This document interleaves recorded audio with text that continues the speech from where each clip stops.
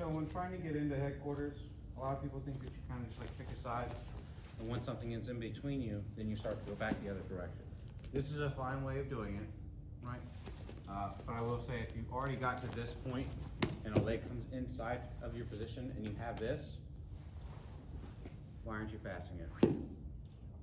It doesn't make any sense unless you know for sure that you can't close the space with the upper body, right? If I know I can't get into the space with the upper body, right, then going back to the other side is a fine option, right?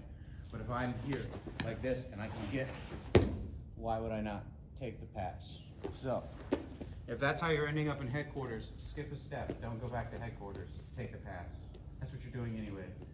I'll find that getting into headquarters has to do with either stepping in, like so, and people will do this fashion, and I can literally isolate back to. And if you see what I'm doing, when we're doing headquarters as a base reference, we do not want to be trying to control the same inside positioning while pinning. If so, this leg has the ability to come and fight us, right?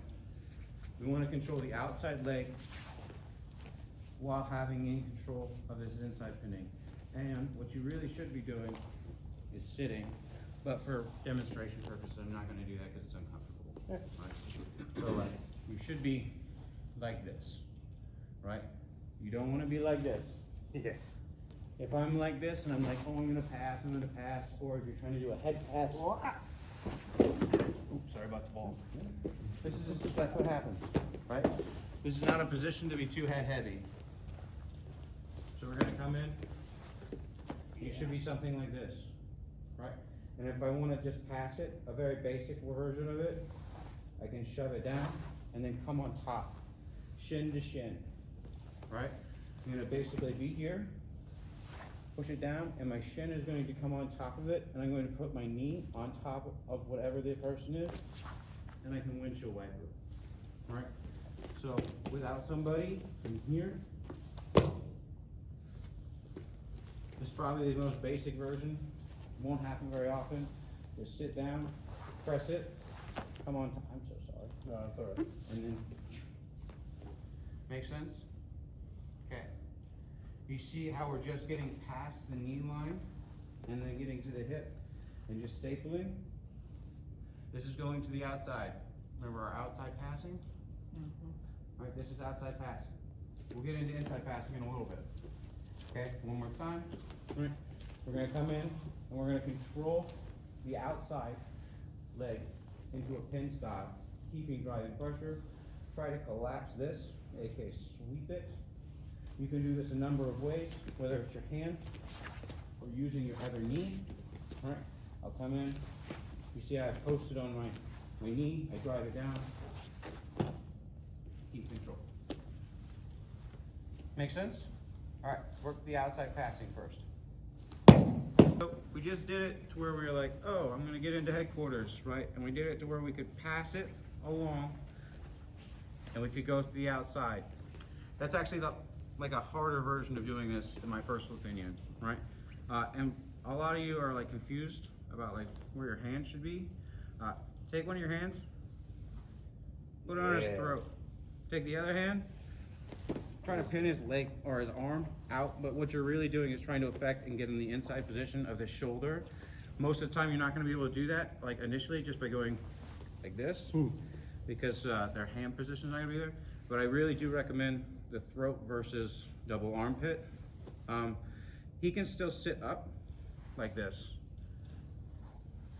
Can you sit up, sir? No, I'd have Right? to address this. He has to address this, right? And while he's addressing that, I can literally press and float. Right? That's that. Float.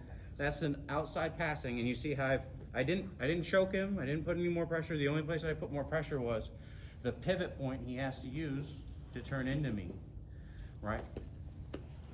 There's things in between me and him, right? So when I'm here, right, and I come in like this, the only part that gets heavier is actually this. But like where you should be putting your hands, in my personal opinion, is this, right? You have gi, So to make it simpler, just grab the gi, like a cross collar grip, making a fist, putting it into their chest, right? This other hand, right, if you can control this and pin it across, this will be a super easy pass for you, but in my personal opinion, for controlling the person down, this is better. Does that make sense? Okay, so then, we talked about outside, right? If I want to gain the inside positioning, I'm going to take this knee, I'm going to come on top of it, right? You see how I lift it up? I'm going to come on top and I'm going to push it with my elbow like this and maybe my hand. Okay? So I'm going to be here, right? We're working on my passing. I'm like, oh, I can't get it. And I'm going to lift up. Does that make sense? So you're going to use that elbow and you're going to pass it to your hip. You shouldn't stop on the connection halfway through, right? Because now, what's this? He's like right there, right? So if I connect my elbow to my hip, where's his knee? Even if it's right here, it can't stop me from crashing. Until my elbow is connected to my hip, right? There's something to stop me from crashing. As soon as they're connected, nothing to stop me from crashing. Does that make sense? All right. That's one possible way of taking inside position, but the number one rule you have to imagine is there can't be something, right, in between me and him for me to come in. All right? So if that means taking it to the outside, if that means coming here, right, all of those are removing the barrier for me just traveling into the inside position. Does that make sense? Cool, give it a try. So, this is just building off the one that Author just showed. So as you like pick your side and step into headquarters and get down, the way I decide to pass from headquarters is whether his knee drifts to my left or to my right. He just showed, the first one Author showed was here, right? And doing the windshield wiper motion, getting to the outside. I'm not so good at that one. But when it comes to the outside like this, what I like to do, because a lot of people, once you get experience and you're collapsing this, they know this is coming, so they'll try to fight against it, right? So what I'll do is I'll go and dive on double unders. Here, I'm gonna bring my knee up to his knee, and you might have to come around to my other side so you guys can see this.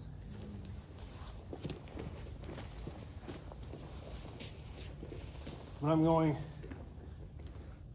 my ankle over his ankle, bringing my hips forward and driving down into mount. So maybe we'll turn around so the camera can see that one too. I'll do it on the left side this time so you can see it. But leg drifts out to my outside. I just take this double unders grip. I drive my knee forward, hook his ankle. I'm floating right now, right? But could you roll me over from here? Not super effective. So I'm just gonna take my ankle, push down on his, and land in the mount position. Anyone need to see it again? Yeah. So.